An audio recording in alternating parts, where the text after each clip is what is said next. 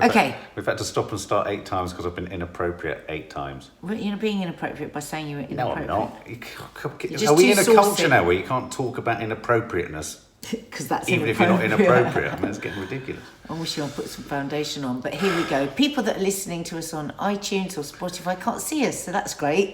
Please subscribe, please like, and please leave your comments because I really like screenshotting them and putting them on our Instagram account. Yeah. So, guys, we had a bit of an odd morning this morning. Woke up. I have a bit of a snoring problem. I think it's because I'm really overweight. You snored when you were slimmer. Yeah, so Mark had to sleep in the other room, bless him. Yeah. The horrible, scaggy spare room. It really wasn't a fight, it really was just snoring. But anyway, I woke up this morning with terrible anxiety. Now, I usually wake up in the morning with anxiety, but I can fairly quickly dissipate it by just getting up, going and having a look at the garden, reading something, just not reading, but I don't know, just anything. I just can take myself away from it. Well, you used to do meditation, but... Yeah, or meditation, yeah. And so I count myself very, very blessed that I can talk myself out of it. If I stay in bed, I can't. It just builds and builds and builds and I have to get out. Now, this morning, we had something yesterday happen that we can't share with you that was very unsettling for us, a personal thing. It was unsettling, somebody that we love, something happened to. So there was that. There was a lot of talk about coronavirus yesterday. There's lots of things worrying me in life at the moment that we haven't done, like we still haven't sorted out our will, which is just terrible. Lots of things that because we're very busy and because we're workaholics in lots of ways, that we neglect. And things like the dentist, all this sort of stuff. Anyway, all this stuff just crashed into my head this morning. And I felt like a failure. I haven't even got out of bed. And Mark wasn't there. So I went into the spare room and I said to Mark, I feel really anxious. Got into bed with him and we said, let's just try and hug out the anxiety. Well, 2 minutes later, we were talking about our deaths. We were talking about how much virus there'll be on the tube. Then we tried to hum it out. Then we tried to hear the birds. And then, out of nowhere, Mark stopped to say, like we were in the Towering Inferno. Do you remember the Towering Inferno film?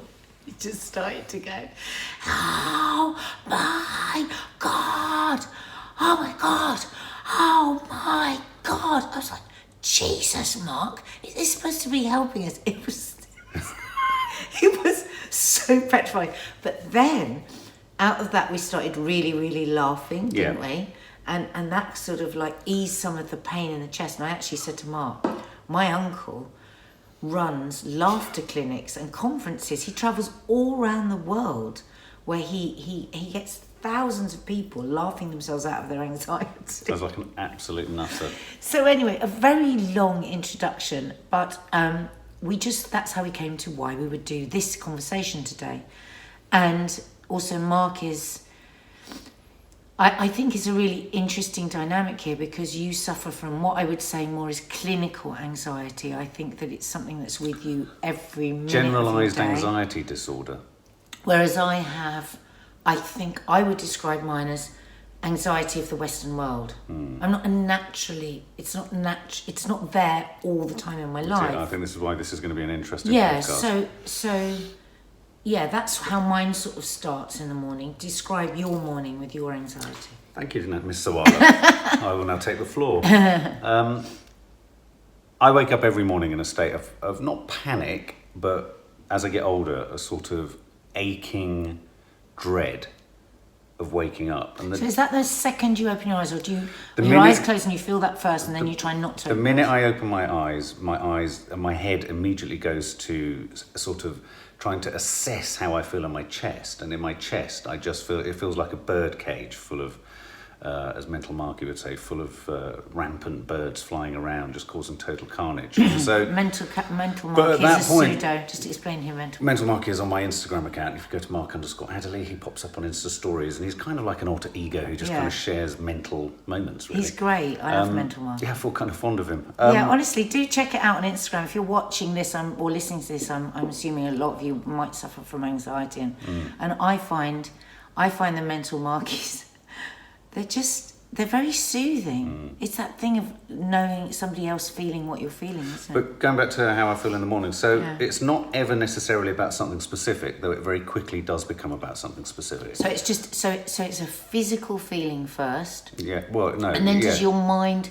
search? And then my mind, then it's almost like the feeling becomes attached to countless things. But this is where I want to kind of really make my point. The thing about anxiety, and I've often said this in the workplace to employees and work colleagues, is that for me, the industry that we work in, I mean, I increasingly worked in it a lot more, and I do a lot more sort of other stuff now, but increasingly in the media industry, it is an industry predicated and built upon stress. You're dealing with deadlines, you're dealing with timescales, you're dealing with having to get everything out in a certain amount of time, you're having to deal with getting stuff not out in a certain amount of time. Everything is about how limited you are rather than how enabled you are to say more. It's about the limits, the closes off, the ends, the conclusions, and you're in a constantly chasing state. Now, in many regards, that suits clearly the most addictive personalities, because you get lots of endorphin hits, there are lots of markers for success and failure, there are lots of little mini hurdles that when you've overcome them you get a short-lived hit. Finishing a live show, it was really interesting being at Blue Swim and seeing you go through that, because it reminded me of when I used to studio direct and the thrill and the buzz that I got from it. But equally, even in making films, there's a similar thrill to the shoot. The reason I'm saying all of that is that I do think that we are certain personalities. We are all personalities that are drawn to a certain type of lifestyle. And I think that people who are drawn to a particularly stressful sort of lifestyle and actually for many, many years of their life thrive on that stress. Well, that's the thing. It is addictive because it releases and it feeds adrenaline and cortisol, Absolutely. which are really addictive natural drugs, aren't they? And I wonder whether a lot of the issues that I go through, but I think also you go through and people of our age go through, or people who are getting older and in relationships go through, is that the focal point and the generation of that stress and anxiety is necessarily becoming not less, because I'd say that I'm doing more now than I've ever done. I'd say that I'm working more than but I'm doing it in my own way. So other people's stress and anxiety is an important component of someone's anxiety. So whilst I know I'm an anxious person when I wake up in the morning, I also can really feel how, and I'm sure you feel it absolutely the same, I'm only saying it from my position at the moment, I can feel how your anxiety hooks me in and takes me along. And I think this chat is going to be interesting to talk about suffering or having anxiety within a relationship. What are the anxieties within a relationship, but also how each other creates anxiety. Were you always anxious as a child? This feeling that you've had, have you always had it? Yes. Right. Yeah. So that's why I've ended up in a career where it matched that, so I could keep delivering those hits. And with a woman who keeps delivering it. And that's because. Is that because you didn't feel secure when you were growing up, do you think? Or do you think it's, where do you think it comes from? Do you think we're born with a certain predilection towards it? It's just in our essence, it's just in our genetics? I think there's anxiety, well, I think it depends on the kind of person you are. Go on. Because our children do suffer with anxiety as well, don't they? Yeah, well, I think it's something that you pick up. My mum is an incredibly anxiety-inducing woman. My grandmother was an incredibly anxiety-inducing woman. It's like it's the edge of panic of everything, isn't it? I mean, I'm more curious to know where do you think you're. I mean, I think for me it's kind of quite a clear roadmap. I mean, I was anxious because I wasn't secure. I was anxious because I didn't quite know what was coming. You had a secure home. You had a secure lifestyle. Where do you think your anxiety comes from? Because after I had children. I'm pleased you say that. Because I didn't have anxiety for it. I had worry. Yeah. I had the darkness of being a teenager. I had some really difficult years in my life, for sure. But not this. Right. Not this. This is only in the last 17 years that I've had this, and it's really it's got worse since my menopause. It's got worse. I think, yeah, and I hate it. I absolutely hate it. But I do know what my medicine is. So I get really angry when I don't have my medicine, which is meditation and all that stuff, and to distraction and distract. Now, obviously, sometimes it's really frustrating for me when you can't do that, because sometimes it feels like you won't do it, and I see you addicted to your anxiety, and sometimes I know that you just can't do it because yours is more ingrained in you than it is in me. Do you know what I mean? It's not ingrained, that I think that it's tied up with your depression as well. I think those two things. I think sometimes when you're on antidepressants and when you're not on antidepressants, there's different, you know, obviously there's going to be shifts with that because you're changing the chemical makeup of your brain. Also, you don't have the outlets that I have. You can't sometimes go out with your girlfriends and have a couple of glasses of wine and let off steam and let off some of that stuff. I also think men don't talk in the same way that women do. So I can have like I could possibly today ring one of my friends and have an hour's conversation about stuff, and we'll go, all right, and we'll talk each other out of where we were. Like, for instance, today, one of my friends texted me this morning and said, oh, God, I'm just not usually like this. I'm anxious. I suppose I've got to do what you say, which is let go, let God. And just her saying that to me this morning in a text reminded me, oh, yeah, I can let go, let God. Then I sent her the Serenity Prayer. Then because I sent her the Serenity Prayer, I'd read it. That men don't have generally in the same way that women do. And I do think it's like a pressure gauge. Lets out a bit of steam. Lets out a bit of steam. Whereas you, I think sometimes I just see your steam just grows and grows. And because the work of an editor or a filmmaker and a writer are all very intensely alone. Now, that's not to say you're lonely when you're doing that, but it's a very solitary existence. Whereas I can go to work, like the night before I go to Loose Women, every single night I think, oh God, I've got work tomorrow. Oh, I wish I didn't have work tomorrow. Well, I've got work tomorrow. I get myself anxious. Then I start the journey, feel a bit anxious, get in. All that anxiety dissipates because I'm talking to loads of different people. I'm lots of other people's problems are coming in, lots of other people, and it dissipates. Whereas, and I feel very blessed with that. I wonder what I would be like if I did have a more solitary life. Maybe mine would be the same as yours because it builds and it builds and builds, and we can talk ourselves. Yeah, but even in, I mean, this is the interesting thing. Even like in about 2 weeks, I'm shooting something about mental health, and we're filming. But because I'm the self-appointed director and in charge, I'm not in a position to be able to connect with anyone. Really, yeah. I have to be cradling and looking after them, which is fine. That's part of my job. I'm looking after contributors, I'm looking after the research team and all that kind of stuff. But, so as you describe that, I've never actually experienced that because I've always been in the position of seniority. I've never had that sort of work thing where I can even be distracted, because actually the anxiety of my job as a director or producer is that you're in charge, and unless you're absolutely holistically in control and know the right answer to every single question coming in, the whole thing's going to fall apart. It's funny, isn't it? It's not you, it's the head of women at Loose Women who's the one who does he deal with? How does he deal with his anxiety? Do you know what I mean? Well, yeah, I mean, the thing is, I live this kind of blessed, stupidly blessed life. I mean, obviously, for the 5 days out of 7 that I'm here and I'm not a loose woman, of course. I'm just like... No, but it's interesting where work can become an outlet. No, but I'm going to say, but I'm just Nadia off the telly, I'm a mum, I'm your wife, I'm all those things, and I'm scrubbing the floor and I'm doing all that stuff.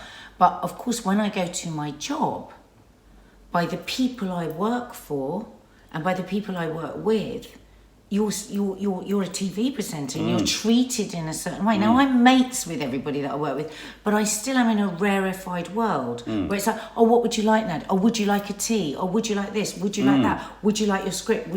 I'm being looked after for that whole time I'm in there. Now, I've also, I suppose, running parallel to that, got the anxiety or the stress I've got to deliver.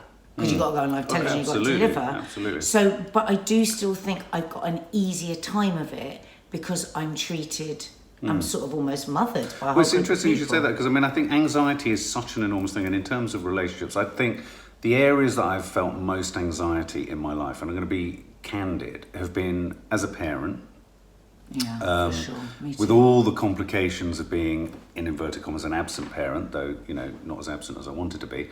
Not as absent No. as you wanted to be. No, sorry, I was more absent than I wanted to be. Sorry.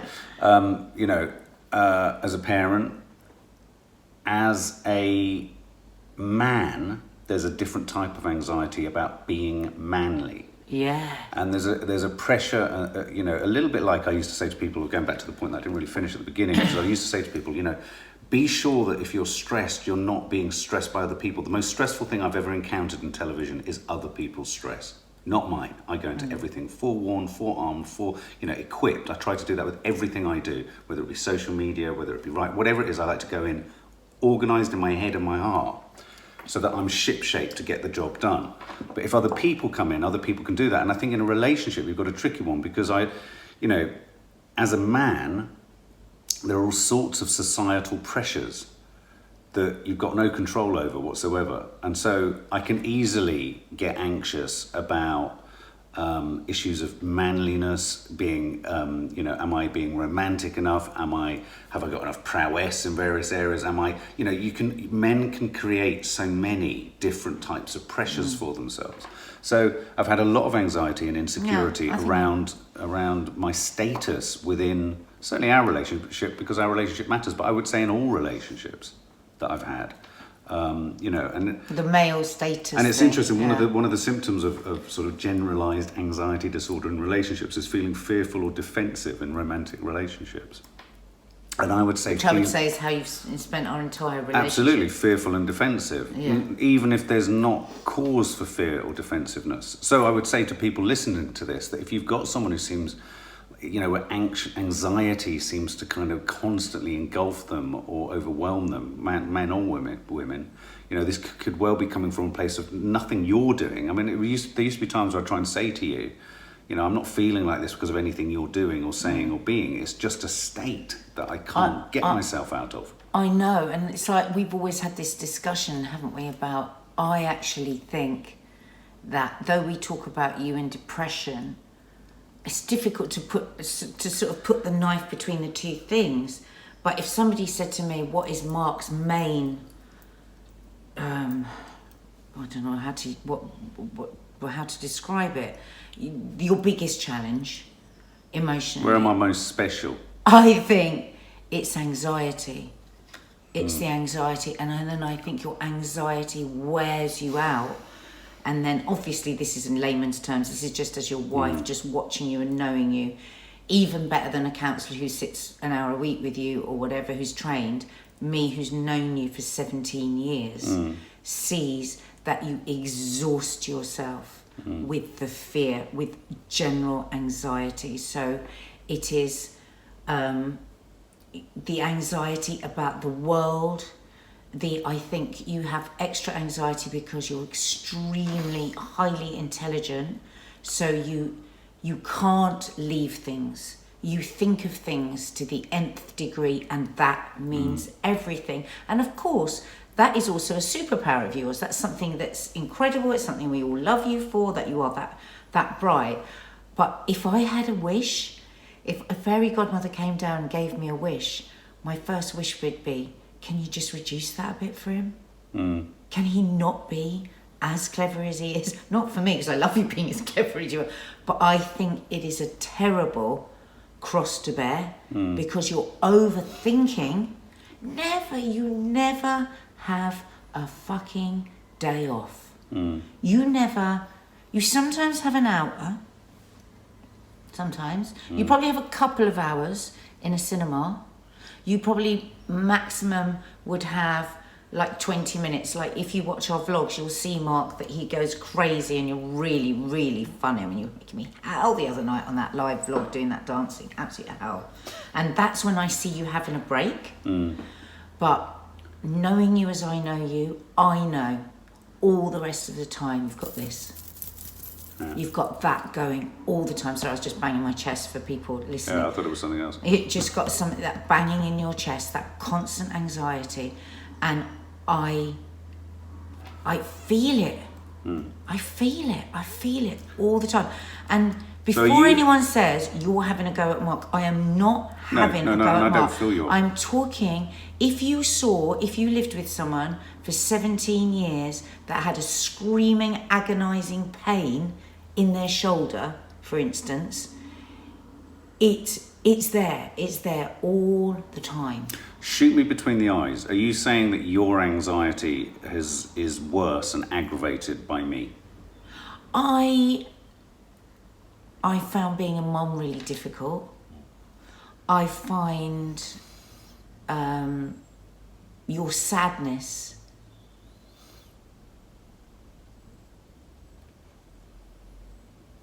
right. Sorry. And I'm not talking about sadness like you're in front of me going, oh, I'm so sad. It's just what you know about another person and the person that you love. It's like, how do you feel when one of the kids walks through here and you look to me and you go, they look really sad.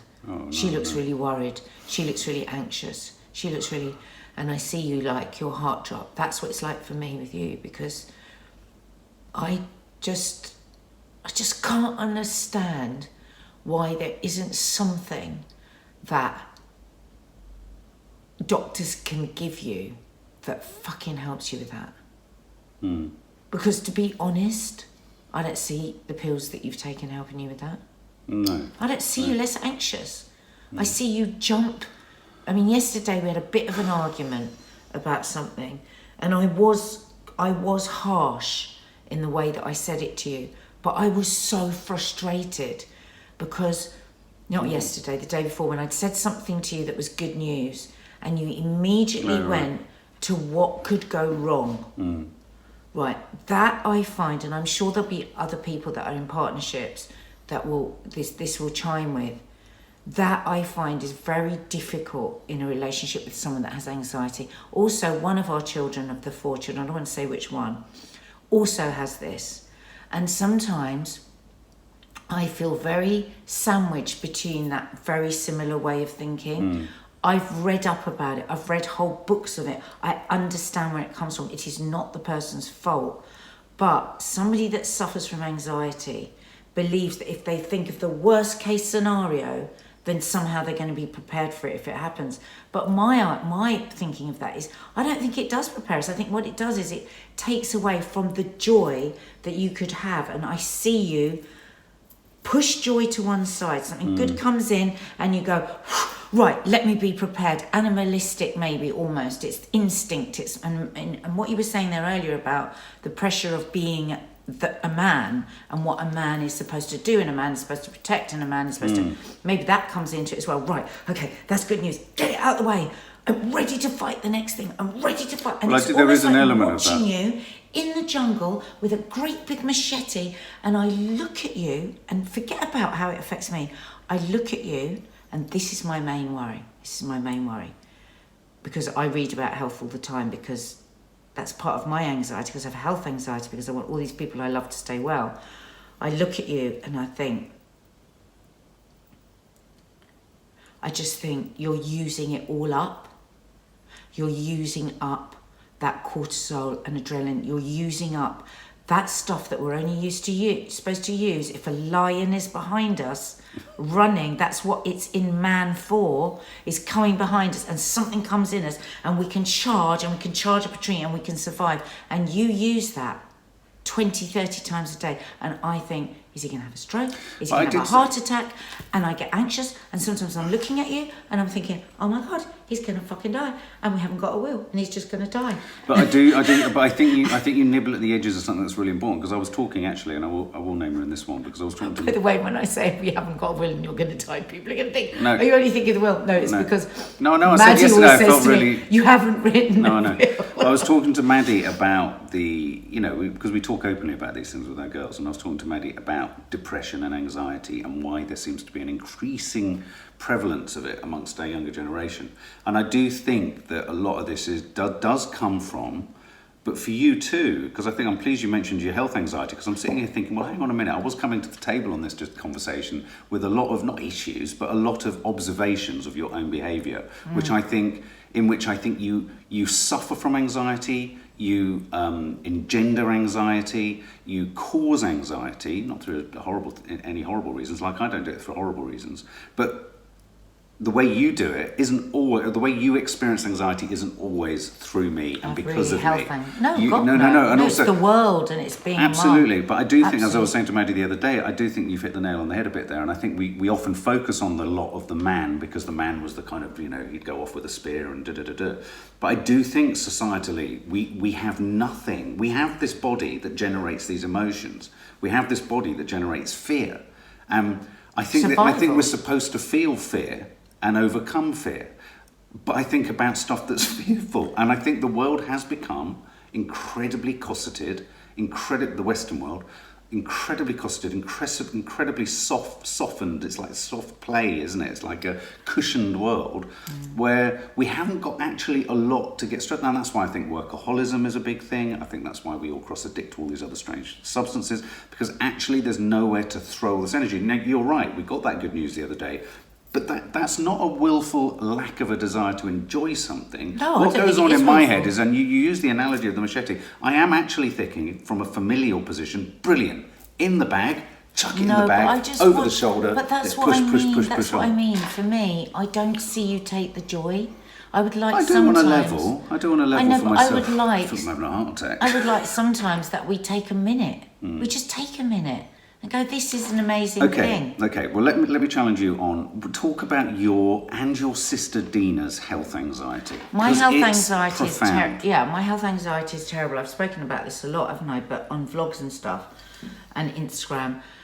I know where my health anxiety comes from. It's funny, when I was growing up, my family are all very healthy, very health conscious. So my parents... eat brilliantly. My dad always has done yoga. My dad's a real philosopher. He meditates. He does all this stuff. And when I was growing up, it was there. Also, I've got Pokemon. It was always everyone was always talking about it. Everyone was always talking about homeopathy. Everybody was always talking about. And I used to think, God, these people are so bloody boring. Why don't they just shut up talking about their health all the time? That's what Maddie and Kiki think. Yeah.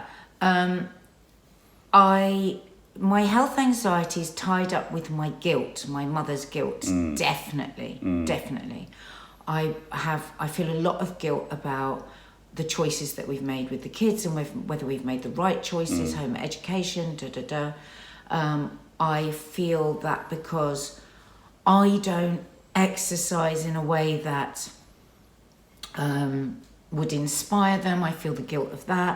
I feel the guilt of not being the mum that says, right, I don't care if you don't like ballet, you're going, like my mum did. I feel the guilt of giving them choices, so they became really fussy eaters because I didn't want to listen to anyone, because everyone was saying to me, oh my God, you're making a rod for your own back. Don't ask your kids what you want. So they're very fussy eaters, so they don't eat well. They don't eat well. I know that they don't eat oily fish. They don't eat this, all this stuff. They don't eat well for their bones, for all of this stuff. I bear the guilt of it. What you would bear the guilt of from a male, if you want a stereotypical male POV, I've got that. I've got that real female thing. Jesus Christ, feeding my family. But you have is very important. No, absolutely. And so and both our kids don't sleep well. So that causes huge guilt and worry for me, because if you don't sleep well, you don't learn well, and all that comes from that. So my worry, it's like this morning, one of my worries was this morning, God, I haven't got everyone into the dentist. Why haven't I got everyone into the dentist? My worries are actually very local and very disturbing to me, because everything I worry about, I can change. The things you worry about are bigger things, and I get that. So in a way, mine is kind of worse. In a way, it's like, am I hanging on to the worry? And I remember as a child doing this, where I would leave things to the point where I knew it was going to cause me trouble. The classic being letting envelopes pile up, not opening envelopes. Still, I don't ever open an envelope, do I? And that, I've never really understood what that is. It's a real lack of self-care. For instance, the room upstairs, again, if you watch our vlogs, you'll have seen it, my hellhole room, where I clear it up and then 3 days later it's a total tip again. That is a massive anxiety thing there. And why do I do that? I create that so then I can be anxious about it, Right. and so I can latch onto it and go, that's what it is. I hear what you're saying about the girls, and I think you detoured away from what I was sort of driving you at in a way, because I'm thinking about the fact that you are far more anxious about your own health. I hear the guilt. I think the guilt, parental guilt, is one part component, obviously, of our anxiety in a relationship. But I think you underestimate how anxiety-inducing just your outlook on life is. I think you are much more an anxious person than you like to think you are. And I think you are often surrounded by, Dina is a good example, a sister, I'm a great example as your husband, other people who have high anxiety and can, a little bit like the drinker in a room who's got a drinking problem, but because they're surrounded by absolute hopeless alcoholics, they don't have to observe it. I think you have real, and I think that you focus on, like diseases or catastrophes. You're a news junkie, you have the news on, you have constant noise, almost 95% of the time going on in your head. You approach things at breakneck speed like it's about to run out and that we've got to time out, that we've got to get out now, it's always got to happen now. And there are times, even in my anxious outlook in the world, where I'm thinking, hang on, let's just go slower for a minute, because we don't need to be that anxious. Because I think the problem with anxiety is that each person's anxiety becomes so normalised in their own body and their own mind that they think another person's anxiety is worse, because it's like when you get sober, isn't it? And they say the great thing about getting sober is you get your feelings back, but also the worst thing about getting sober is you get your feelings back. And anxiety, where you are driving yourself the whole time, is a kind of is a way of distracting yourself from the actual anxiety. This is why mindfulness is the biggest growth business, because actually, it for me, I don't see much going on for you when you take antidepressants and anti-anxiety tablets. I myself, I've never taken anything like that. But say if you use the equivalent of me having a couple of glasses of wine, it doesn't help. No. Anxiety is still there. You're still the only thing that settles me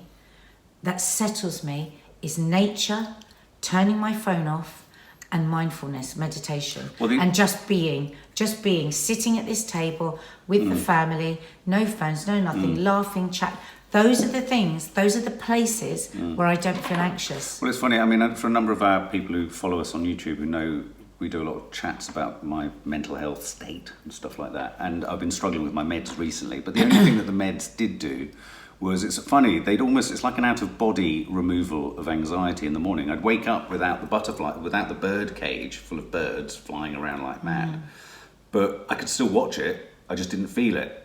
It's really odd. But also, odd. Also what it did was just put a gauze between you. Precisely. So that's quite anxiety inducing. I just want to run some. This will be interesting. See if it's almost a checklist of whether your relationship is suffering and encountering the problems of dealing with generalized anxiety disorder, which is a condition, but anxiety and how it bleeds into a relationship. So overall, common problems people with generalized anxiety disorder may experience in relationships and marriage are as follows. Let's see how many we tick. Having difficulty attending to others' needs because you are too wrapped up in your own anxiety. Now, you say that to me a lot, that I can be thinking about things in a me-centric perspective, and I think that happens to the addict. I think the ego... I do that as well. Yeah, I mean, I think we all have a tendency to do that, but there are times where one can be so overwhelmed with one's feeling. Difficulty expressing how you are feeling. Don't have that, do I? Or do I?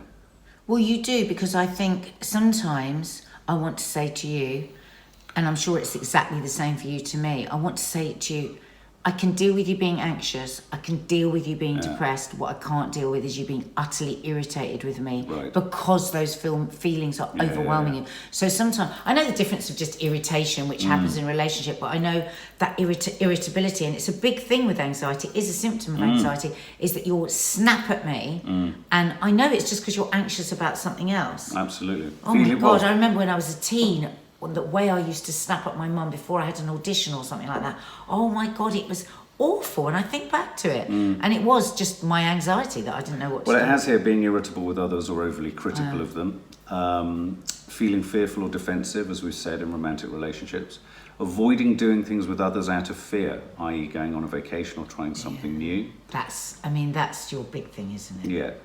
Having trouble feeling joy and happiness with others because you're worried all the time. It's funny, I had a really nice week last week where I had quite a lot of socialising with people that I love, my friends that I'm really close to.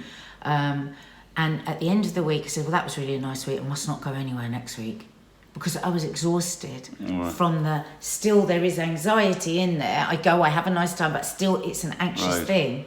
Like whenever I've got something to go to, I don't want to go. Right, that's interesting. But I go, but I don't want to go. I always, if somebody cancels. Are there people out there who like to go to things? I mean, God, all the time people go, oh, I'm going to this, I'm going to Do that. they? Yeah, people love going out. That's gobbledygook to me. I mean, my friend Miranda and me and Miranda have both described ourselves as the greatest cancellers. We see something, we love organising, and then when we see it's cancelled, we just relish it. I love being cancelled. I love being cancelled. It's terrible, isn't it? It's terrible. I hate being booked. Terrible. Being impatient with others, feeling suspicious or lacking self-confidence, checking up on others too frequently and needing reassurance from others.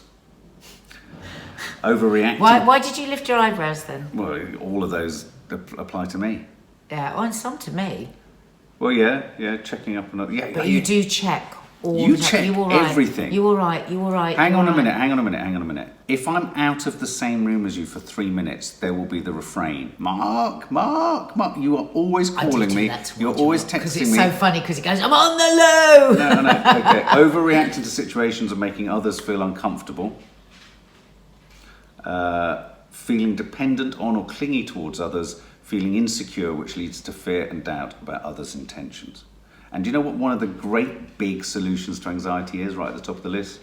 Practicing living in the moment and taking a course in mindfulness. That effing mindfulness. But mindfulness for me is just being insanely troubled by everything. Okay. You've got too caught up with this is hoogie-boogie hippie stuff. Okay, take out the word mindfulness. Do you remember in recovery when you were in the Priory, they talked about you have 1 foot in the future, 1 foot in the past, shitting on the present. Absolutely. That it's a vivid image. Completely describes you to me. If an alien came down and said, "What is this, Mark Adderley?" How does the alien talk? Because what is this, Mark Adderley? Yeah. I would give that description. You don't take the joy in the moment, and you are terribly. Maddie said this about you the other day. She said, "Daddy is so impatient," and she was talking about a toy or something that you wanted. Everything has to happen now. Like 3. And the reason sound like it was about a toy you want. No, one of your movie toys. Everything has to happen now, because I tell you why. Because you want to go, bam, and you want to be charging forward like a bull. I want to be at the head. I think I should have joined the army. I really think I should have. The more as I get older, the more and more. And I heard Maddie was telling me about a friend of hers who's going into the army, very bright boy, very focused. And I was thinking, I just sometimes think I really miss my vocation there. I'm a great leader, a great motivator. I'm a great strategist. Could you do it at your age? I don't know. I don't know if you could. Can you? Guys, you are always a source of information. I think I would be a great attribute to the army. Let's just actually think about this load of old nonsense that you were talking. Travel Mark, the world. You cannot have a single person tell you anything. No, I'd have to be quite senior. Yeah, no, you'd have to be the head of the I'd have to be British the head Army. of the army. Yeah. You would not be able to go I'd work my way there. I'd work my way there. God, I've heard it all now. No, I would. I think if I could be in a strategic and mutually respectful. I think if I'd gone that route, younger, I'd have done well, because I also do have a genuine, and I don't say this lightly, I have a genuine desire to see everyone on your side do well. I know. Look, all of this. I know it comes from a anyway, place, anxiety. But this is what. Imagine me in the army with anxiety. I know that I'm better when I meditate. I meditate every day, but I don't meditate enough. I need to get past doing 10 minutes a day. Are you going to try harder with it? Do you think? I have to, because I'm going to die otherwise. And can you try a bit better with what you There's eat? my anxiety-inducing fear of the day. Unless I get mindful, I'm going to die. There you go. Are we an anxious couple? Do other people find us anxious? God, I think, well, everyone I know says they love us dearly, but it's hell in here. That's why we keep splurging it People out. say it's really difficult being in this It's place. why Nanny Di this can space. only cope. But Yeah. I mean, my Rachel, mum is and I really do incredibly phone anxious. Rachel. Yeah, my mum is full of anxiety. She said it's very tough because she said it's full time. Yeah. There's never like peace. So, do you and feel quiet. we should take some burden of responsibility for our children's anxiety? I take the full burden of responsibility. If I think about for it, I feel really anxious. Full burden of responsibility of it. I know exactly why they have it.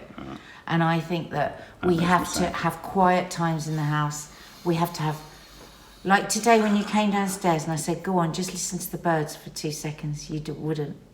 You wouldn't. I did for a second. No, you didn't. I did. I heard a bird. You stayed over there. I'd opened I'd the heard a door bird. because it was beautiful. I it's heard sunny. a bird. Mark, I did. I heard one beautiful sound, and then I thought I've got to check the internet. can I just say one thing? What? You know when you come down and I've got the door open, you go, get your clothes, it's I didn't freezing." today. I put a jumper on. I know. But could you possibly, because I'm kind of leaving it open so you have 1 minute of breath before Right. you start your beating of yourself through the day, because Right. you beat yourself up all day. Yeah. What do you want me to do? I'd love you to just stand at the door and just take a minute Okay, I will. of just looking I'll at do the it. garden. I'll do it every morning for the next week. I'll take a minute. Yeah, Okay. 1 whole minute. One Will whole you minute. time it? I'll time it, Because otherwise you'll come out early. and that'll stress me out if I go over. Anyway, guys, tell us your thoughts. Yeah. Like, Have you got any comments, anything. What do you hear in this? I'm sure there's people that go, Jesus Yeah, Christ, no what wonder pair of what nut fuck jobs. ups the Yeah, pair of them total are. messes. All right. But yeah, have you worked through? Can you inspire us? I know that mindfulness and good diet and good exercise is the only way forward. I know because I know you and I know me and I know that it works. It's just we don't give ourselves the space to do it. Looking for space, guys.